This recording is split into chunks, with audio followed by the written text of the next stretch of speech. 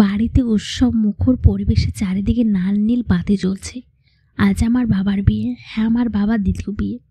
আমরা 4 বোন থাকা সত্ত্বেও 60 বছর বয়সে বংশ রক্ষা করার জন্য বাবা দ্বিতীয় বিয়ে করতে যাচ্ছে।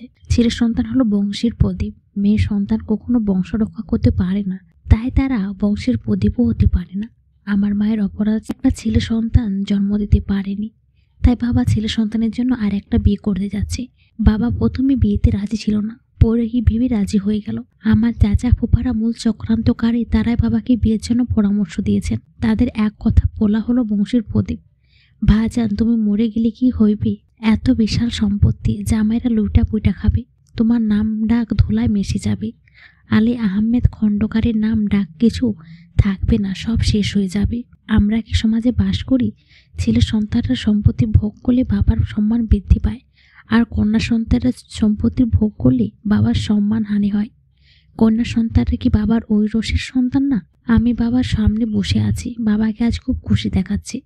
ধবধবের পাঞ্জাবি পরে আছে, এখন সৌদি আরব থেকে আনা সুগন্ধি ওতর গায়ে মাখছে। শুনেছি বাবা যাকে বিয়ে করবে সে আমার বড় আপার বয়সী, অনেক গরিব ঘরের মেয়ে।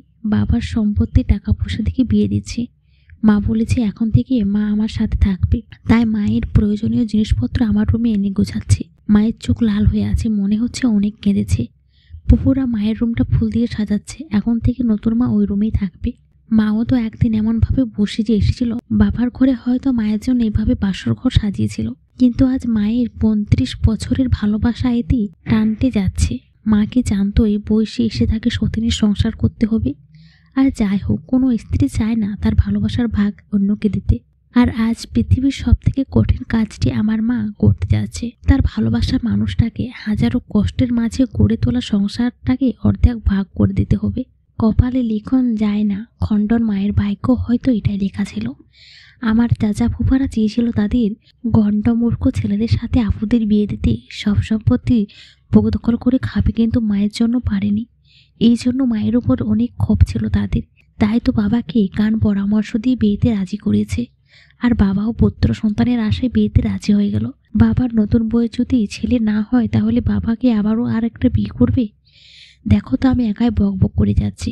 আমার পরিচয়টা দিতে ভুলে গিয়েছে। আমি শারমিন নিশি, ক্লাস 8-এ পড়ি। 4 বোনের মধ্যে সবার ছোট। আমার বড় বোনের নাম জান্নাত। 4 বছর হলো বিয়ে হয়েছে, একটা ছেলে আছে। মেজো আপু আইন নিয়ে পড়াশোনা করছে ঢাকা ইউনিভার্সিটিতে। ছোট আপু ইন্টার 2য় বর্ষে পড়ে। মজার বিষয় হলো, বাবা যে বিয়ে করছে আপুরা কেউ জানে না, কারণ আপুরা জানলে এই বিয়ে কখনো হতে দেবে না। কি অজব ব্যাপার, যেখানে বাবা মেয়ে বিয়ে দেওয়ার কথা সেখানে বাবাই নিজেই বিয়ে করছে।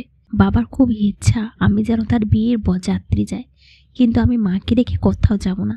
বিয়ে করে বাবা নতুন মাকে নিয়ে এসেছে, সবার সাথে নতুন মাকে পরিচয় করে দিচ্ছে।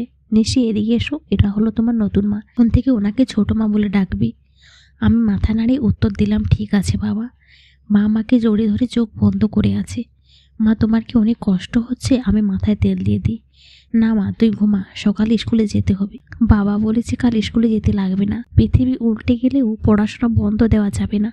কাল তুমি স্কুলে যাবে, তোমাদেরকে অনেক বড় হতে হবে। সবাই গর্ব করে বলবে খণ্ডকার বাড়ির মেয়ে।